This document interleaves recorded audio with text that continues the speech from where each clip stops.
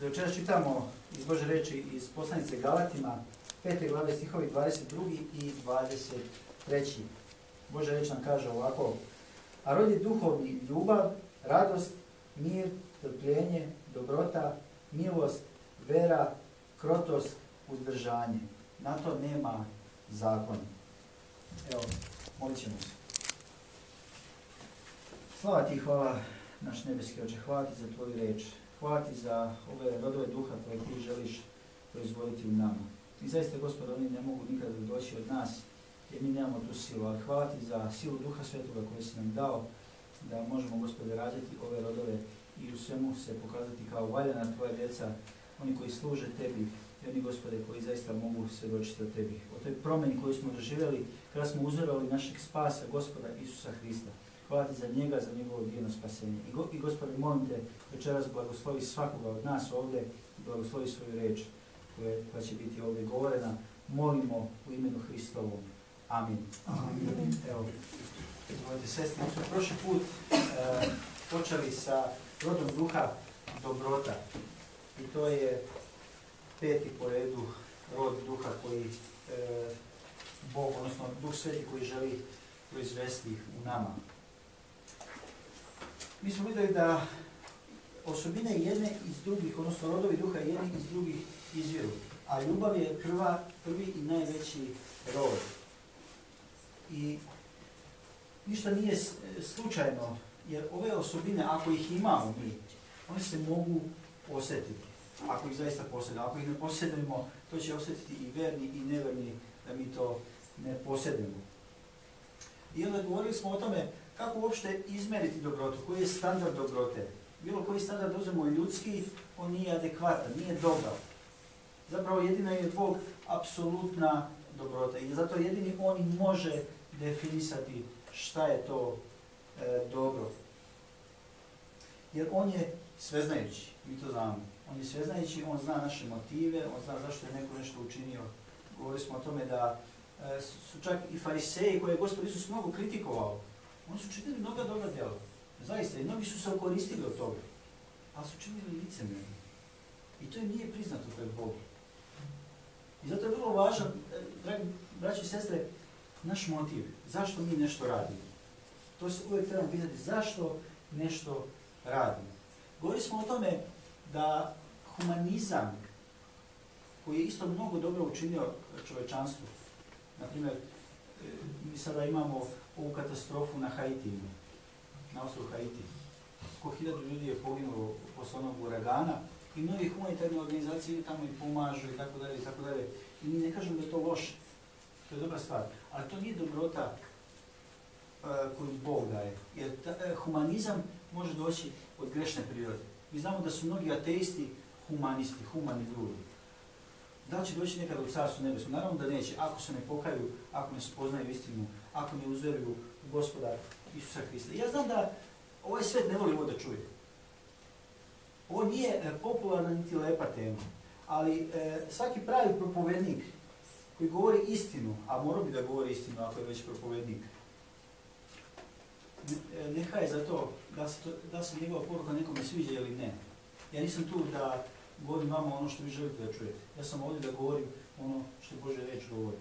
I humanizam se ne poklapa sa Božjom dobrotom, dragi Gospod. Nemamo da budemo zavarani tim. Naravno, Biblija nas uči da mi pomažemo svima, da činimo svima dobro, kaže, dok imamo vremena, a osobito onima koji su sa nama u istoj veri. Galatima 6:10. Jer jednostavno, kažem, humanizam je nešto što ljudi bez Boga mogu da čine. I Bog odbacuje to. Samo je Bog pravo dobro, jer on svoju dobrotu, to izlazi iz njegove suštine, on to radi slobodno, nelicemjerno, nepristrasno. Kaže, Bog daje kišu i dobrima i zlima. I vidite, njegova dobrota je mnogo drugačija od ljudske dobrote. Za čovjeka je dobar neko komu je nešto pomogao, recimo, danas u poslu, kaže, dobar čovjek. Ali Bog stalno čini dobro i stalno daje dobro. I to je velika razlika. Dakle, mi vidimo već u tome Božja dobrota je jedna konstantna linija. Jednostavno, stalno se dešava njegova dobrota. Kod nas ljudi to nije baš uvijek stalno, zar ne? Priznaćemo, ako smo iskreni. I Božja dobrota je bez interesa, ona je čista, ona je iskrena i ona je iz istinskog zadovoljstva. Bog zaista uživa kada čini dobro. Da mi to verujemo? Da li razmišljamo o Bogu? Kada razmišljamo o Bogu, o njegovim osobinama, Bog je dobar, kaže Biblija. Što znači on uživa kada čini dobro. I tu dobrotu Bog želi Duhom Svetim u nama da izgrađuje. I da Božja dobrota dođe do izražaja, ne mi, nego Božja dobrota da dođe do izražaja. Zato nam Biblija kaže u Kološanima 3.17 i sve što god činite, sve činite u ime Gospoda Isusa Hrista hvaleći Boga i Otca kroz njega. Što god mi činimo dobro ljudima, mi to ne činimo zato što smo se mi smilovali na njih, kada jesmo. Jer Bog nam je dao srce mesno sada. Nemamo više ono kameno srce kao nekada. Ako smo obraćeni, zaista to tako treba biti. Ali mi činimo to zbog Gospoda Isusa Hrista, zato što je to njegova volja. Na prvom mjestu. Hvaleći Boga i Otca kroz njega. Ako činimo to zbog naše samosamilosti, to već Bogu neće biti prihvatljivo.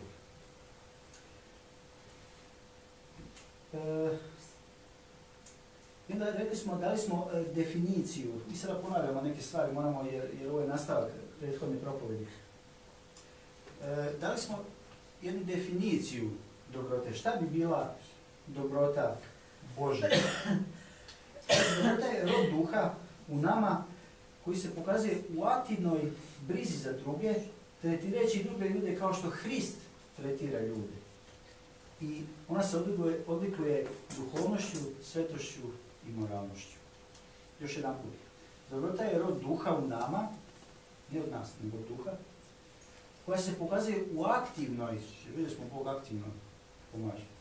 Zato i u nama bi trebalo tako da bude. U aktivnoj brizi za druge, tretirajući druge ljude kao što Hrist tretira ljude i odlikuje se duhovnošću, svetošću i moralnošću. I onda smo, prema ovome smo, dakle, sada nastavili našu propoved. Božja dobrota nam je dostupna tek kada verujemo u Hrista. Jer u neverniku ne može biti proizvedena takva dobrota. U neverniku ne može biti proizvedena ljubav Božja.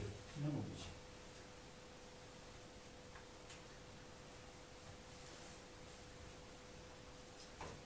Zatim smo rekli smo da se dobrota, ona se manifestuje u aktivnoj ili stalnoj brizi za druge. Jednostavno ona se pokazuje praktično, na delu. Dali smo primjer iz Evanđelja, iz 1. Jovanove 3. glava, gdje kaže da ne ljubimo jezikom i rečju, nego delom i istinom. I da bi imali tu istinsku dobrotu, mi moramo pobediti strasti u sebi i strahove u sebi.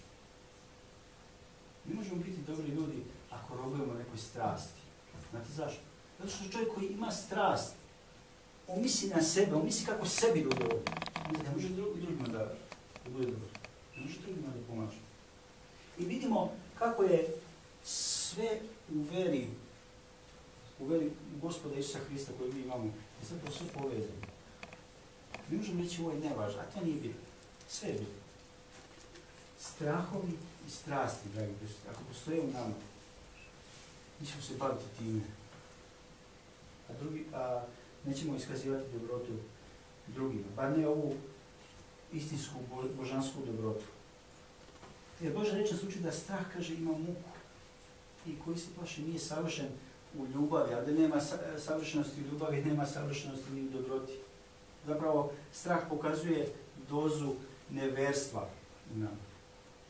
A bez vere nije moguće ugoditi Bogu. Odnosno, naša vera nije da je to potpuna nevera, ali naša vera je defektna. Nije produktivna, nije aktivna. To je vera samo koja nas održava u hrišćanskom životu. Ali to nije vera koja se preliva na drugi, kao što je Gospod Isus Hrist, kao što je rekao, kada budemo primili Duha Svetoga, da će to biti kao reka koja teče iz nas, koja se preliva na druge. A ne da zadržavamo to samo za sebe. I onda, treća stvar iz ove definicije koju smo iznali jeste da mi treba da tretiramo ljude kao što ih je Gospod Isus Hrist tretirao, tako? To smo rekli u onoj našoj definiciji. I znate, nemoguće je govoriti o dobroti, a ne spomenuti Gospoda Isusa Hrista, za ne? Kako bi to bilo moguće? Gledajte, kako za njega piše u Djelima apostolskim 10. glava, 37. i 38. stih. Kaže ovako, Petar kad je došao kod kapetana Kornelija da im svedoči o Gospodu Isusu Hristu, on je prvo rekao ovo: vi znate govor koji je bio po svoj Judeji, počevši od Galileje, po krštenju koje propoveda Jovan, Isusa iz Nazareta, kako ga pomaza Bog Duhom Svetim i silom, koji prođe čineći dobro i isceljujući sve koje đavo beše nadvladao, jer Bog beše sa njim. Gospod Isus Hrist je činio samo dobro. Gdje god je išao, činio je dobro. Pomagao je, isceljivao je i tako dalje i tako dalje. Ali zanimljivo, uprkos toliko dobra koja je on učinio, ljudi su ga odbacivali. U Evanđelju po Jovanu, 10. glava od 30. do 33. stiha, tamo kada se raspravljao sa Jevrejima, kada je rekao da je on dobri pastir, a poslije je rekao da je on i otac da su jedno. Šta je uredilo? Šta se desilo? A Jevreji opet uzjaše kamenje da ga ubiju. Isus im odgovori: mnoga vam dobra djela javih od oca svega. Za koja od onih dobrih djela bacati kamenje na mene? Za koje mi dobro djelo kamenje? Ljudi, šta radite? Odgovoriše mu Jevreji govoreći: za dobro djelo ne bacamo kamenje na te, nego za hulu na Boga, što ti, čovjek budući, gradiš se Bogu. Kakva sljepoća? Naravno kako ne znam. I kako nasilništvo. Nisu prepoznali Gospoda Isusa Hrista, nisu prepoznali svoga Mesiju. Svojima dođe, svojega ne primiš, kaže. I kako tužna stvar. I mi znamo da su Jevreji mnogo loše prošli zbog toga. Kroz cijelu istoriju, ovaj dan danas loše prolazi. Ali kako je Gospod Isus Hrist tretirao ljude? Pitanje. Bio je dobar i blag prema svima. Mi znamo da je on ostavio nebo i umro je na krstu Golgote zbog grešnika. A gdje ćeš veće ljubavi i veće dobrote od toga? Jer ovako nešto, samo božanska ljubav, samo božanska dobrota mogu učiniti. Dok je bio na zemlji, on je pomagao, isceljivao, a što najvažnije, dovodio k sebi. Spašavao je, dragi Hristos. Koliko se ljudi okoristilo od njega. Na svaki mogući način. Koliko njih uopšte nije verovalo u njega i koliko njih je bilo isceljeno. Ali poslije su otišli u pakao. Jer su oni njemu došli kao čudotvorcu. Kao nekome ko može da ih iscelji. A nisu došli njemu kao Gospodu svojih duša. Nisu mu predali svoj život da budu spašeni. Ali, kažem, barem na zemlji su se, eto, okoristili su se od njega. Znate ko se još više okoristio od njega? Vjerni ljudi. Ima jedna knjiga tamo koja kaže, naslov knjige je zašto se isplati biti hrišćan. I pravo da vam kaže, meni se ne sviđa ta knjiga, ne sviđa mi se naslov nekako čudno je. Ali kad malo razmišljamo, a zaista su hrišćani najveći inteređi, dragi Hristos. Zar nije tako? Eto malo, ajde malo da razmislimo. Zamislite. Jeste, mi ovdje kada verujemo u Hrista, mi gubimo ugled, ljudi nas preziru, odbacuju i tako dalje i tako dalje. Ali mi smo ostavili nešto što inače ne možemo ni sačuvati, zar ne? Za nešto smo zamenili što ima večnu vrednost. A to je život večni u Gospodu Isusu Hristu. Amen. I zato mi u nekom smislu jesmo najveći interređeni. I poslije kad sam malo razmišljao, taj naslov ima smisla. Ali je malo čudno, znate. Kada brate nekom, zašto se isplati biti hrišćan, ljudi će odmah pomisliti na dobra ovozemaljska, zašto mi se isplati da, ne znam, budem članom nekoj crkvi pa da dobijem možda nešto, tako da. I ja nisam tu knjižicu dijelio nikom do sada. Da kažem, usput. Jer čudan mi je bio naslov. Ali kažem, ima smisla. Hrišćani su velike interređe u tom smislu za carstvo Božje. Ne za ovo zemaljsko, dragi prisutni. Jer mi znamo, oni koji trče za ovo zemaljskim, oni ne mogu da vole carstvo Božje. I obrnuto. Oni koji vole carstvo zemaljsko, oni ne vide nikakvu lepotu u carstvu Božjem. Oni ne vide nikakvu lepotu u tome da mi čekamo Hrista, da se mi verom oslanjamo na njega. Oni ne osjećaju njegovu dobrotu. Oni se ne mole njemu pa da im je on odgovorio na njihove molitve. Oni nemaju odnose njega. I nema tu, za njih tu ništa nema lepo. A za nas je sve tu lepo i za nas je sve tu dobro. Jer smo mi primili velika obećanja od njega. A mi znamo da Bog neće varati. I mi znamo da je Bog dobar. I mi znamo da će Bog ispuniti ono što je rekao. Da verujemo Bogu, dragi prisutni. Je Bog dobar? Amin. Amin. Dakle, Gospod Isus bio je dobar nevernima jer je tretirao ljude ljubazno, milostivo, sa dignitetom. Znate, greh je uništio čovjeka. Uništio je karakter, uništio je kao osobu. A Gospod Isus je podizao ljude, jednostavno s poštovanjem, s praštanjem, zapravo savršeno, drugim rečima. A mnogo je dobar verni, još više. I zato mi smo pozvani da se ugledamo na njega. Znate kada apostol Pavle kaže, ugledajte se na mene kao što sam se ja ugledao na Hrista. Kada on tu kaže ugledao, može se reći imitirajte me kao što ja imitiram Hrista. I prvi hrišćani su i nazvali hrišćanima jer su govorili su o Gospodu Isusu Hristu i činili su isto ono što je Gospod Isus Hrist činio. Mi nismo sami sebi dali ime, drugi su nam dali ime. Ali ništa ne smeta. Hrišćani znači mali Hristosi. Da li nas ljudi poznaju po dobru, dragi prisutni?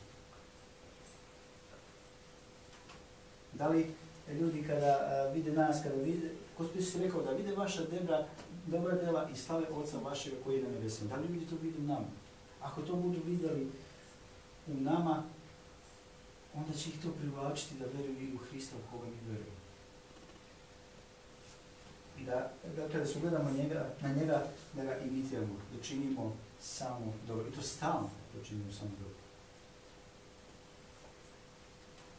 I onda četvrta odlika božanske dobrote jeste dobrota Božja koju Bog proizvodi u nama. Ona je duhovna, sveta i moralna. Jer duhovan čovjek, on mora biti dobar čovjek.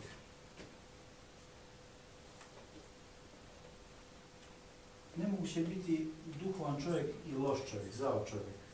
Čovjek koga niko ne voli, čovjek koga niko ne podnosi, čovjek koga jednostavno, da kažemo, težak čovjek. To je nemoguće. Duhovan čovjek mora biti dobar čovjek. Jer dobrota, dragi prisutni, se ne ogleda samo u pomaganju, da ja pomognem nekome ako ima neki problem ili ne znam šta. Ne gleda se samo u tome. Nego duhovan i dobar čovjek jeste prijatan, on je ljubazan. I njegova dobrota se jednostavno osjeća u celom njegovom životu. Gledajte kako je to Pavle ovako napisao u Efežanima 4. glava 29 do 32. Kaže apostol Pavle ovako, nikakva rđava riječ da ne izlazi iz usta vaših, nego samo što je dobro za napredovanje vere, da da blagodat onima koji slušaju. Dobrota se ogleda i u onome kad se sastanemo sa ljudima. Znate šta je dobro za nevjernike da čuju iz naših usta? Kako kaže ovdje? Samo ono što je dobro za napredovanje vere, da da blagodat onima koji slušaju. Drugim riječima, da to bude prijazno za njih, da vjeruju u evanđelje. To je dobro za njih. Jer ljudi treba da čuju riječ i da se spasu. To je najvažnije da učinimo ljudi. Ako to nismo učinili,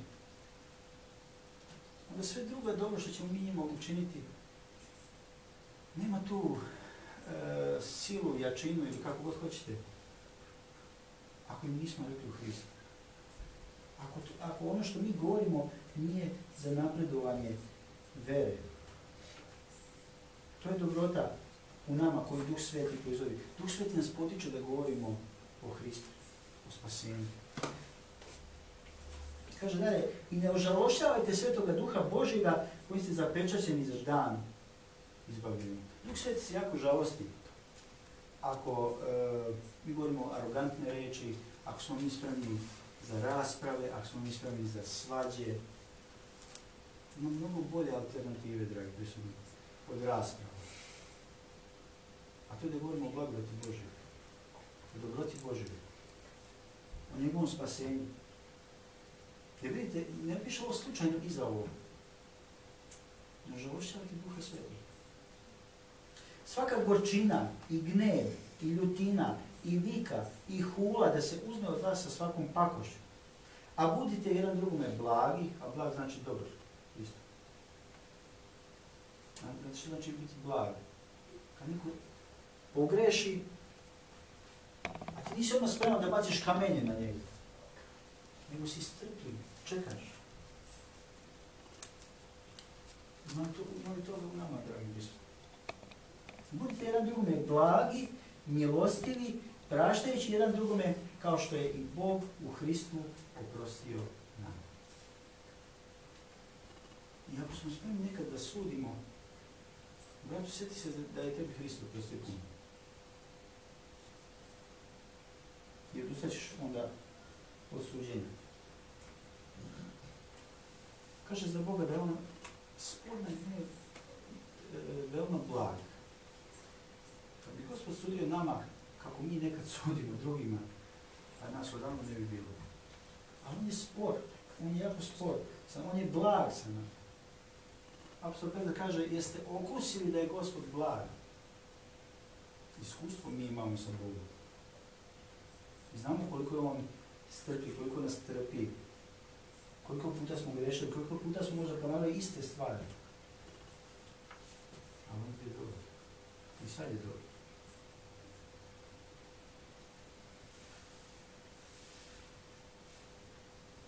Zato, kada govorimo o duhovnom, dobrom čovjeku, kada ste u društvu s takvim čovjekom, vi ne osjećate neku napetost s takvim čovjekom. Vi uživate u društvu biti sa duhovnim, dobrim čovjekom, zar ne? Vi ne osjećate pohlepu kod njega. Vi ne osjećate neku odbojnost, neku neprijatnost, nego se osjećate relaksirano, osjećate se sigurno, znate da vas taj čovjek neće prevariti, da vam neće nauditi ničim. I naravno, da je to lepo, naravno da svako želi uživati u tome. S druge strane, s nekim ljudima, znate, koji nakon nisu sigurni, prosto kao da zauzimate stav, kada razgovarate sa njima, niste sigurni šta od njih možete očekivati, zar ne? A kad znate neko osvjedočeni duhovni čovjek, dobar čovjek, vi jednostavno ste relaksirani, vi ne očekujete nikakvu podvalu od njega, ne očekujete nikakvu prevaru od njega. Vidite li kolika je razlika među Božjeg čovjeka, duhovnog čovjeka, čovjeka koji je ispunjen duhom i vođen duhom, u kome Bog stvara dobro svoje, i nekog koji je neduhovan ili nekoga koji je potpuno nevjeran. Velika je razlika. Znate, Božji, ako nešto i pogreši, on će gledati da to ispravi. Jer djeca Božje ne ostaju u grehu, dragi prisutni. Jer gledajte, da vidimo malo kako je to Solomon opisao u pričama 24. glava, od 15. stiha i dalje. Solomon iznosi zanimljivu misao. Zato on je bio mudrac. Mudrost je dobio od Boga. Kaže ovako, bezbožniče ne vrebaj oko stana pravednikova, ne kvari mu počivanja. Jer ako i 7 puta padne pravednik, opet ustane, a bezbožnici propadaju u zlu. Kad padne neprijatelj tvoj, nemoj se radovati i kad propadne, neka ne igra srce tvoje. Jer bi video Gospod i ne bi mu bilo milo, obratio bi gnjev svoj od njega na tebe. Šta nam kaže ovdje? Kaže, bezbožniče, nemoj da vrebaš oko pravednika. Jer pravednik ako padne ne znam koliko puta, pogreši ne znam koliko puta, pravednik ustaje, on se kaje, on priznaje svoje grehe, on se vraća, on dobija ponovo zajedništvo sa Bogom, njemu se ponovo vraća radost, zajedništvo sa Bogom i njegovog spasenja. A kaže, bezbožnici stalno propadaju u zlu. Stalno. Jer kaže, ako i 7 puta padne, ovo je obećanje, dragi prisutni. Ako i 7 puta padne pravednik, opet ustane. I onda dalje nastavlja, zato kaže, kada padne neprijatelj tvoj, nemoj da se raduješ. To bi bio veliki greh.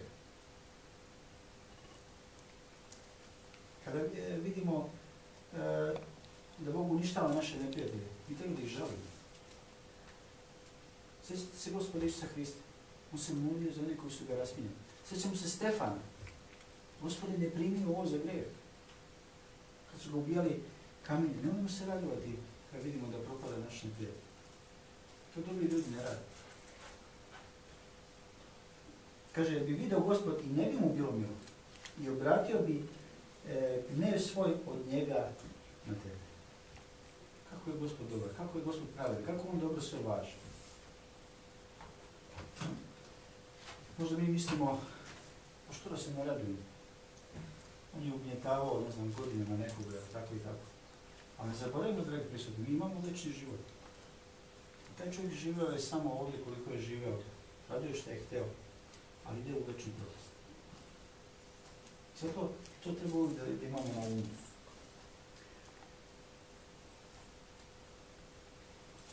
Duhovni, dragi prisutni, dobar čovjek, on teži za duhovnom savršenošću.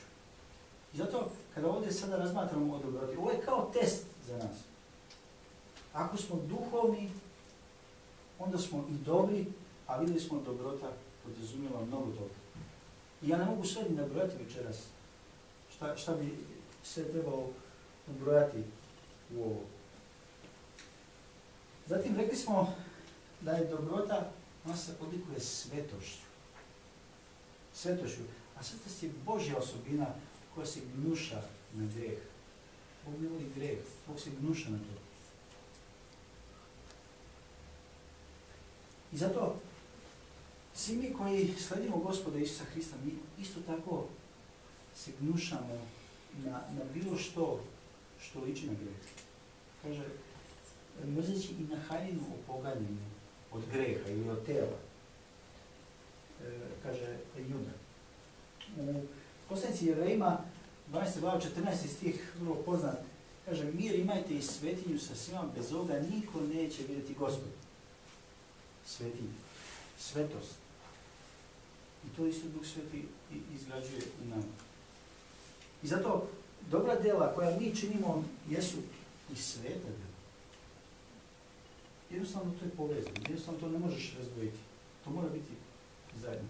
Jer to sve jedan te isti duh daje onima koji vjeruju u Gospoda Isusa Hrista. Tako braćo mene.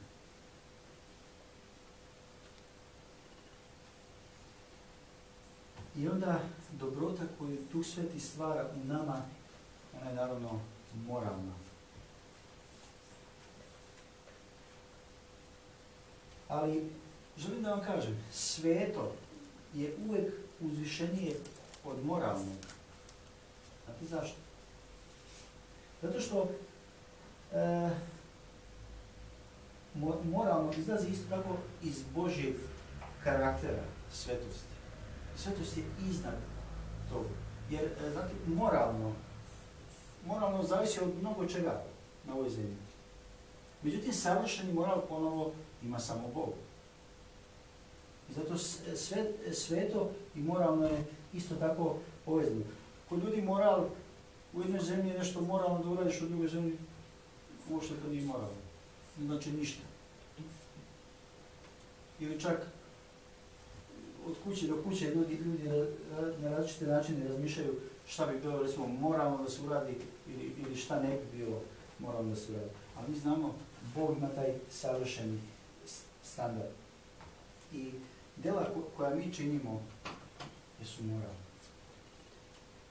Ne mogu ni biti nemoralne. Evo, u zaključku, to je dobro Božje koje On stvara u nama. I bez Boga mi, dragi prisutni, zapravo ne možemo činiti ništa. To je Gospod Isus Hrist rekao. Bez mene ne možete činiti ništa. Mi smo vidjeli ranije da stara priroda nas je možda negdje prevarila u našem životu. A mi možda ne činimo savršeno dobro. Zato tu treba dobro da se ispitamo. Kako činimo dobro? Iz kojih motiva? Ako mi ne usavršavamo svoj hrišćanski život, ako ne budemo činili dobro, samo dobro, ono što bi trebali, i to će se vidjeti i osjetiti na nama. Duhovni ljudi će to naprijed osjetiti. Kada mi popustimo u svojoj duhovnosti, kada više jednostavno počnemo gledati samo sebe. Duhovnost, odnosno ne duhovnost se obično imati po tome da jedan put čovjek počne samo razmišljati o nekim njegovim sopstvenim stvarima, a zanemari druge stvari. Obično se po tome ona prvo pripozna. I ako ne živimo, dakle, sveto, iskreno pred Bogom, mi ćemo biti jednostavno sramota našem Gospodu. Neka nam se Gospod smiluje da činimo samo ono što je dobro na njegovim očima. Amen.